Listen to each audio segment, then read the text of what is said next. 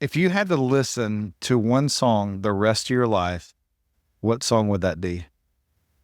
And I love the question and I hate the question. Yeah, that's a tough one. I'm a human that I can literally listen to the same song for days, like on repeat in a row. My neighbors at my house, because I mean, I like to listen to loud music. They already think that there's something wrong with me, but boy, on the days I really lean into the music with the windows open, they're like, "What is this guy's deal?" Yeah. Okay, so I want to think about this. So if it's for the rest of my life, I use music. Music is really something that I use to like energetically set myself up.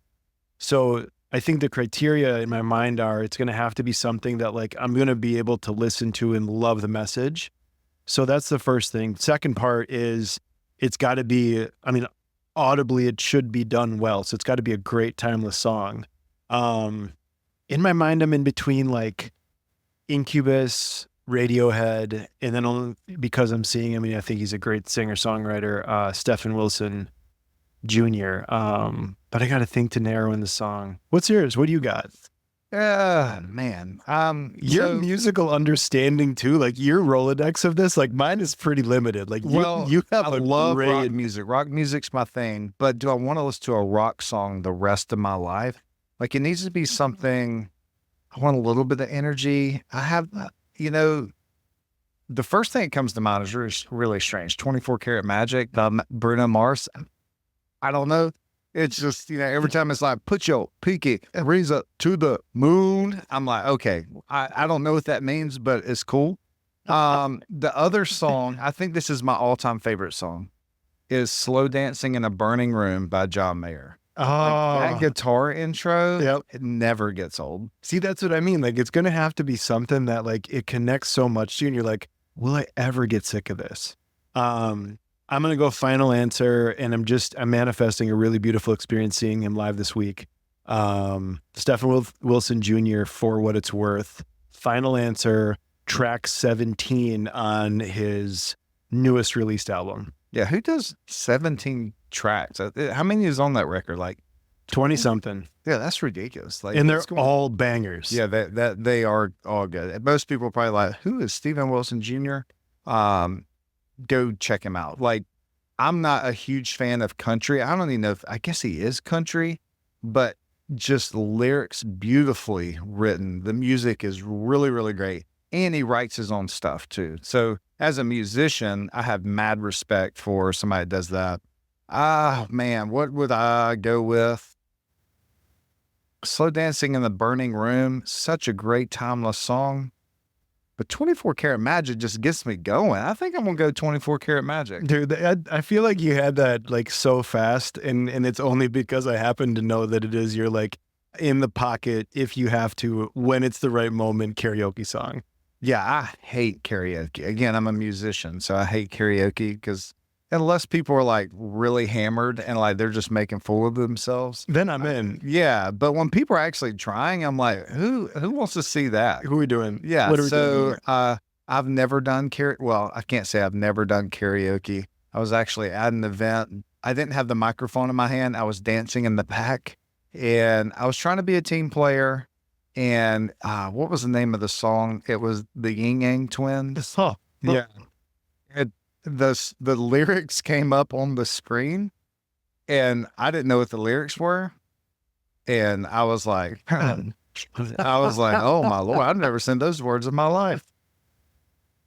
Yeah, not the Yin Yang Twins, but yeah, that's the only time I've ever done karaoke, and I really just dance in the background. So let's talk about the Salon Leaders Retreat recap. Here we go.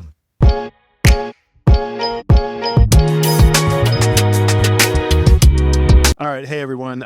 We are here to do a debrief, recap, revisit of the Leaders Retreat. And the first thing, I literally get the chills just thinking about it. I almost didn't make it there because of some really lovely United flights. Shout out United.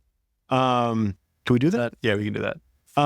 They're probably not listening. Right. It's on leadership and culture. Hey, yeah, they don't care about that. Last thing, they could use it. We'd love to talk to you. No, I mean, let's talk about this. The timing of the event, Leaders Retreat over the weekend, ended on Monday. Everyone traveled back, end of the week. y'all got hit by, apparently went through your area. It was like 1,000-year, 10,000-year storm. I mean, you've never seen it. I hadn't seen it in my lifetime. I know that hasn't been it's a 40-year storm. No, it came through our area, and I'm telling you, I've never in my life seen the flooding, trees down, power lines laying on the ground, power poles snapped in half.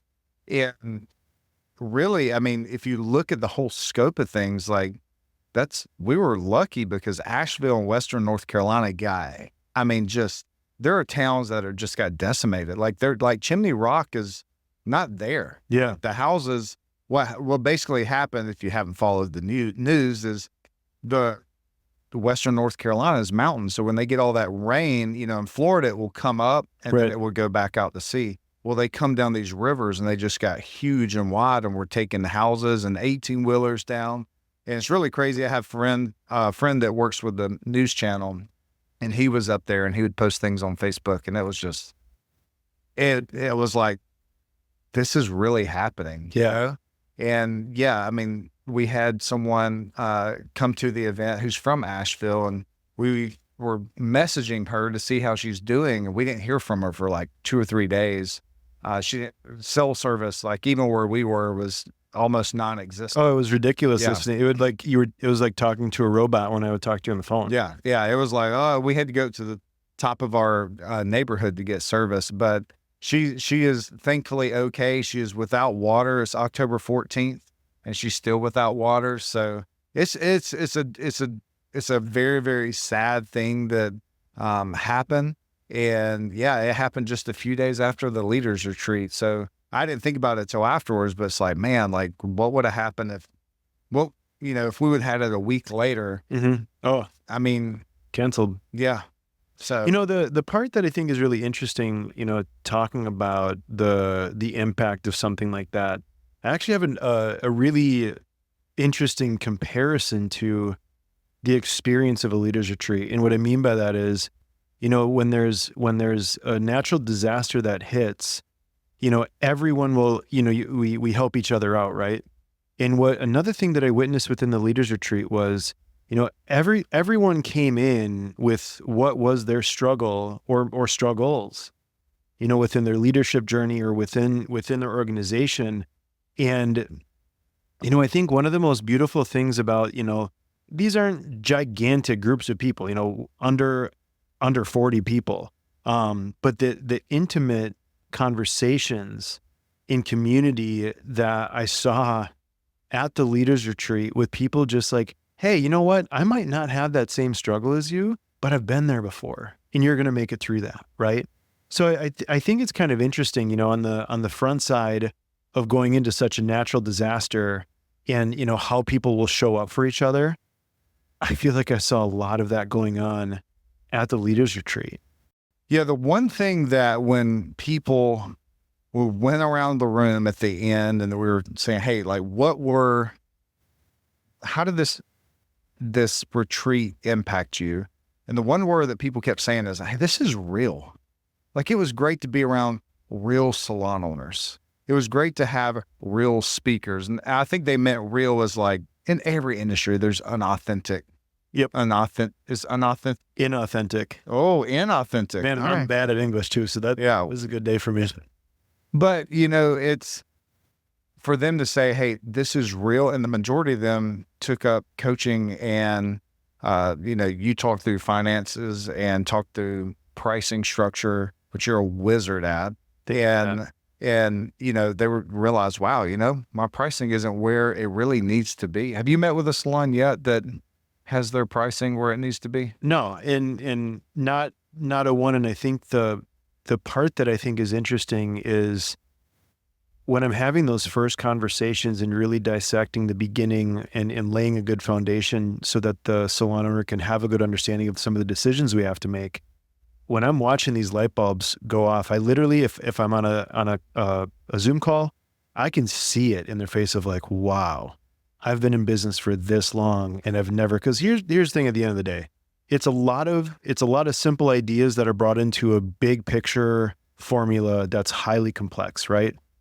But as I was prepping for this, Evan, I think to the real piece of it, one of the things I thought about, I was like, okay, if you were to create a retreat like this, I mean, the real thing that I think what we wanted to go after was, give someone something that, even with, if we talked on something for 2 hours, and maybe it takes 3 months to be able to really roll the whole thing out, but in 2 hours of time, if we've been able to open up something in their mind that shifts them 15 degrees closer to where they should actually be aiming for, like, that was the win, right? So like, as I was even prepping for my segments, I was like, okay, I got to go straight to the details, but give enough information though, so that even if someone was like, hey, you know what, coaching isn't right for me right now. And that, I'll tell you what, when you say coaching isn't right for you right now, that's usually the sign that coaching is right for you right now. However though, like, that was really like my minimum expectation was, I want to equip these people enough to make them think differently, right? Because I think when we're coming together in that way, if we can create a different thought than what we've had, and then you're around a group of people that you can further, have conversation about your understanding, now we're actually moving the needle. Because here's the thing, like when you just went through the amount of topics that we hit on, and I mean, granted, so like Saturday is a bit of a networking piece to it. We're not going through anything content related. No, it's literally, people are like, what do we wear? Like, it's the cocktail. It's like, look, just wear whatever you want. Like, be human. Yeah, be human. And so Saturday night, it's just a meet and greet. It's basically, my job on Saturday night is to get salons connecting with other salons. Yep. And so when they come in on Sunday, they're like, it's not walking into a cold room. They don't know anyone. Right. So it's 2 hours. We had a salon that I was like, hey, what are you guys doing after this? They're like, oh, we're going to go see Hootie and the Blowfish. I'm like, what? They're like, yeah, Hootie and the Blowfish is playing downtown. And so they went to go see Hootie and the Blowfish, which I would have been there. Yeah, I love me. I was raised on some Hootie. Good old Darius. But yeah, that it's just, again, it's real. It's not, it was just, we had some of our team there and they were welcoming everyone. And we wanted people to come in, because going into a new environment, it's like, what is this going to be like? Yeah. And it's just like, hey, just casual conversation. They're bringing their spouses. They're probably like, what is this? And, we're connecting. So it's basically an on-ramp onto Sunday morning. Right. And then, I mean, from, Sunday, give it all in on that day. Let's say that we go through 8 or 9 hours of content, and then Monday, we're breaking by 2:00 in the afternoon, 3:00 in the afternoon. So when you think about the amount of topics that we have put into this leaders retreat, I mean, it's an incredible amount of value, and we're going as deep as what we can in really, like I said, again, like, plant some seeds to help add support and create mindset of like, okay, these are the things, like, if this is your problem in the company, you might hear something, you're like, gosh, I never would have had an idea that, like, my retention problem is actually because people can't make enough money at level 1 and level 2. So they assume that they're never going to make enough money at level 3 and level 4 and level 10, whatever it be. Right. So I think in that way of it, I was really, really thankful. And man, I also want to say that I always think it's so interesting when you go into speaking to somebody like that, because if you want to be real, I don't think that you should really have your piece down to the point that you have like every word that you want to say memorized. I mean, I made a connection to not selling retail to a past historic event. I'm not going to say what it is, but You definitely, I fell on my face on that one. I worked with a guy who literally had to write out everything he was going to say. Every word. And the funny thing is he was teaching a class, and this class is, I want to say it was over 2 hours. And he was like, hey, I want you to hear what I'm teaching on. Will you come back here and basically like coach me? I was like, yeah. Well, he starts in like 5 minutes in. I'm like, he's doing the whole thing. I'm like, dude, I'm not sitting back here for 2 hours by myself listening to you do this. And like, he had the sheets printed out, and like, he wasn't reading them. But that's how he memorized. Isn't that crazy? Yeah. I'm like, dude, give me bullet points. Yep. Give me bullet points. The Sunday events, I want to go, we can talk about these. The first ones I talked about igniting passion and maintaining calm leadership. Like back in way back in the day, you had hot water and you had cold water, and cold water represented refreshing. It was really just like cold water is today. And then hot water was healing. Okay. And so as in leadership, we have to be hot in certain situations. We have to be cold. We have to be healing. We have to be refreshing. So we walk through, what does a leader look like when they need to be a healing leader and a refreshing leader. So we talked about leadership, and then Erin talked about beauty in the budget. She talked about expenses, because this is usually one of the main places that salons are bleeding is their budgets. And she talks about ordering retail and being on a budget. And I'm telling you, dude, light bulbs go off. They're like, "What's that document you're using? Like, can we see this?" And it's nothing fancy. It's just like, you know what? If we have X amount to spend this week, we have X amount. We don't go a penny over. Yeah. And people are like, "Huh? What?" They just don't understand that. I'm like, well, do you not do this in your own life? Right. Do you not do this in your own life? Like, if you don't have any money, guess what? You're not going out to eat tonight. Right. So budgeting for that.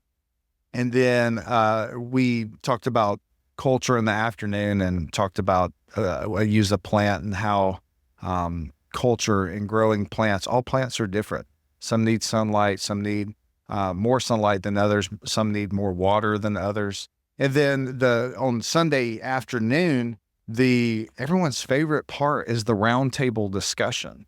Oh, 100%. And what we do is everyone writes out one thing on a sticky note that they would love to hear from other salons. It could be like, "Hey, what's your hiring process?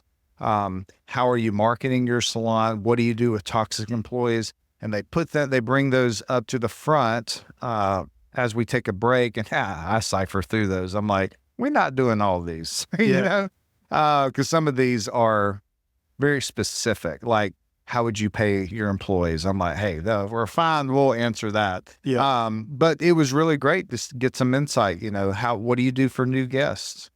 And that is when we get feedback, that's one of the most valuable things, is for them to network and be in a round table, and we break up into groups, and they get to be with salons from Iowa and Texas and South Dakota and Connecticut and Florida. And they get to be around and be like, "Oh my gosh, what you're doing and the struggles you have are the same ones I have." 100%. And so the round table is one of the biggest things that people walk away from. And, that's as we put it on, it's like, well, they're giving us the answers to the next 2 hours, and we're pushing it back to them. For sure. And they're coming up with great content. You know what I'm doing up there? I got a pen and paper writing down, "Oh, what do you do at your salon?" That's a great idea. Yeah.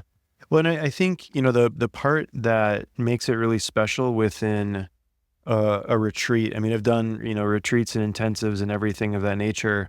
And I think one of the magic pieces is when you allow, no matter what level of leader that's in the room, when they get to share something that other people respond to, like, "You do what?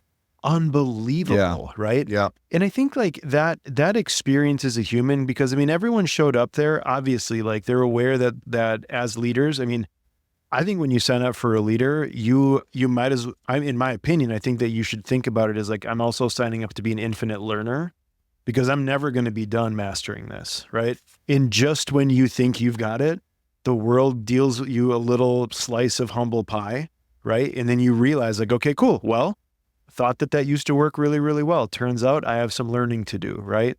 And I think in that space, the round table is, in that whole experience that we give there, is such a cool opportunity for people to have awareness of how to grow themselves, and then share, what is your highlight? What is the thing that you're most proud of that you do in your organization?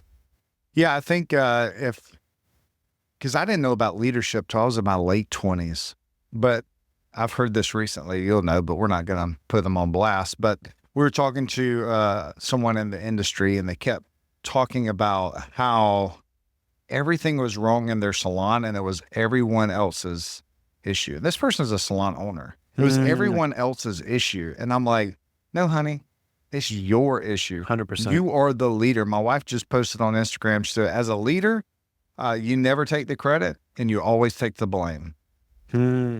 And God, if you're listening to this right now and you've been pointing fingers and been like, my staff doesn't do this and my staff doesn't do that, they don't do it. It's a leadership issue. Yeah. And if you don't know anything about leadership, I think we've mentioned this on the podcast, read the 21 Irrefutable Laws of Leadership. If chapter 1 doesn't draw you in, I don't know if you're cut out to be a leader, because it's very convicting. Yeah. So leadership is really the forefront of everything else. If you don't have leadership, then nothing else is going to fall into place. And I so agree with you there, Evan. And I think the other part of it too is, right now, as we finish out 2024, we're really, when I think back to like 2020 holiday, God, we had no idea what that next year looked like. So when I think about salon owners have been in this space of recovering and trying to figure things out. And what I saw in the room that day was a lot of like vulnerability, right? Like, hey, for the majority of them, I feel like every person that we had at the retreat, every person had a leadership sense to them. And again, being in that group, I think also gives you permission, one, to be vulnerable, and then to have other people say to you like, oh, hey, let me guess, you had a walkout sometime within the last 6 months and that was internalized. What could we take from it? And then how do we pivot from it and grow from it? And when you watch some of this leadership guilt, because we all have it, like I've made mistakes, You've made mistakes, right? And when you're able to be in a group of people that are like, oh, hey, yeah, I've done that too. And man, was it miserably difficult, right? Oh, okay. So this is a human thing that people go through, not just me, right? And watching some of that weight be lifted off of leaders and then finding their new voice and purpose to say, hey, I know that I have a beautiful thing that I'm aiming for. I know that I have vision. I know that the intention behind my brand is to help people on my team to serve our community. Like those are inarguable, right? And I think one of the pieces at the Leaders Retreat is it gives you a chance to let that vulnerability be out. Because here's the part, like having that vulnerable conversation, there might be a few people on your leadership team that's an okay conversation, but a lot of them, like, who do you have? If you're just within your company having some of that like mental leadership weight on you, it's just like a valve. Like when there's too much pressure in it, we got to open that thing up, let pressure out. And again, the Leaders Retreat, I think, is a really beautiful opportunity for people to be vulnerable, cleanse and clear, and then re-equip to go back to their salons. Yeah. Very powerful.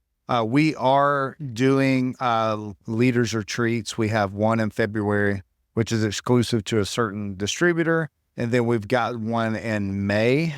So I will post the link in the show notes if you want to join us, or if you want to know more about the Leaders Retreat. That landing page will tell you so much about it, or you can just DM us at the Refine Network on Instagram, or evansilver.co, or Christopher Cody Hartle on Instagram, or you can email us. That's probably the most official, inefficient way. Yeah, professional way. Hello at therefinednetwork.com. But we would love to have you at the Leaders Retreat. We just want to do a recap because it's a very, very powerful thing, and it's nothing that because of us, it's because of the people in the room. 100%. So thank you guys for listening to the Refine Network. We'll catch you next time.